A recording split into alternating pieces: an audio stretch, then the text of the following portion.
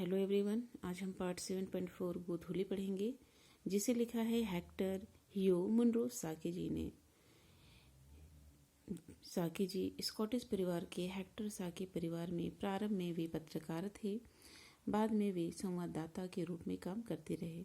उनके द्वारा लिखित यह रचना गोधूली, जिसमें वो बताते हैं कि प्रत्येक व्यक्ति के जीवन में ऐसा होता है, कई ऐसी घटनाएं होती हैं जिनसे लोग मिलते हैं और उनकी स्थिति जानकर वे उनकी सहायता करने को तैयार हो जाते हैं।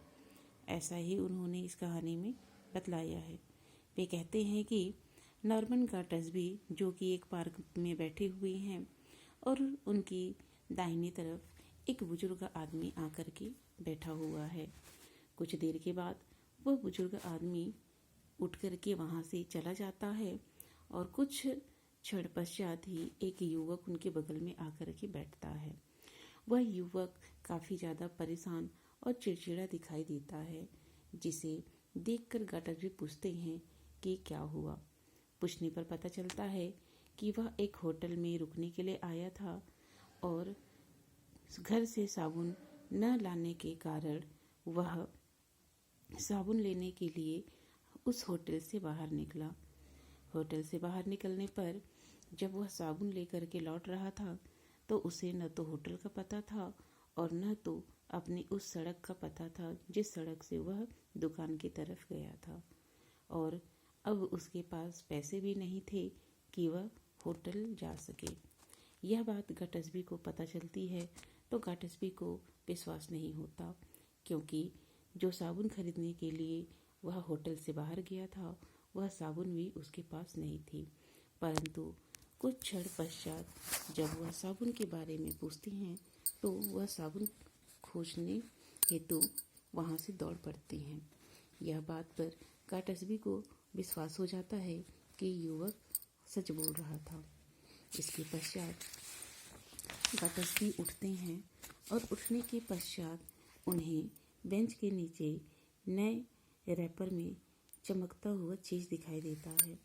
वह उठाकर देखते हैं तो वह साबुन था, जिसे देखकर गाटस्बी को उस युवक की बात पर यकीन हो जाता है और वह युवक को ढूंढने हेतु उसके पीछे चले जाते हैं। कुछ दूरी पर वह युवक उन्हें मिल जाता है और वे साबुन उन्हें दे देते हैं और उसे सांत्वना देते हुए कहते हैं कि मुझे बहुत दुख हो रहा है कि मैंने तुम्हारी बात पर यकीन नहीं किया, परंतु साबुन मिलने पर मुझे तुम्हारी बात पर यकीन हो गया। इसके पश्चात गाटस्बी उस युवक को कुछ पैसे देते हैं। जैसे ही युवक को पैसा मिलता है वह वहाँ से चला जाता है। कुछ समय पश्चात गाटस्बी फिर उसी बेंच पर जाकर के बैठ जाते हैं जिस बेंच पर वो पहले बैठे हुए थे, और वह उस युवक के बारे में सोच रहे होते हैं कि किस तरह से युवक को पैसे मिलने पर वह नाइट ब्रिज की तरफ तेजी से दौड़ता हुआ चला गया। कुछ क्षण पश्चात उनके पास वही बूढ़ा व्यक्ति फिर से आता है जो कि युवक के बैठने से पहले बैठा हुआ था, और वह डेस्क के नीचे जिस बेंच पर वो बैठे हुए थे झुक झुक कर कुछ ढूंढ रहा था।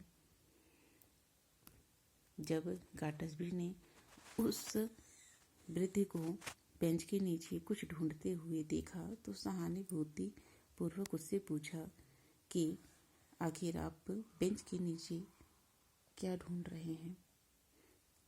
उस बूढ़े ने कहा कि साबुन की टिकिया।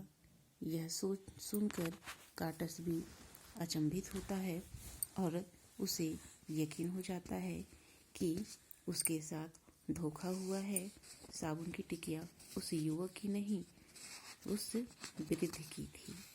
और इस तरह से इस पाठ से हमें यह पता चलता है कि हम जीवन में कई बार धोखे का शिकार हो जाते हैं और गलत व्यक्ति पर भरोसा कर बैठते हैं।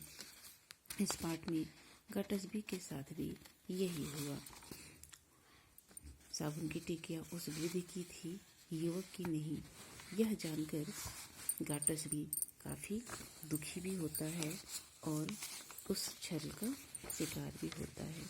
इसके पश्चात हम प्रश्न उत्तर की तरफ चलते हैं। पहला प्रश्न है हमारा, युवक की बात पर गाटस्बी को विश्वास क्यों नहीं हुआ? युवक को गाटस्बी की बात पर विश्वास इसलिए नहीं हुआ क्योंकि युवक के पास पैसे नहीं थे। वह साबुन लाना भूल गया था, होटल का नाम और सड़क का पता भी भूल गया था।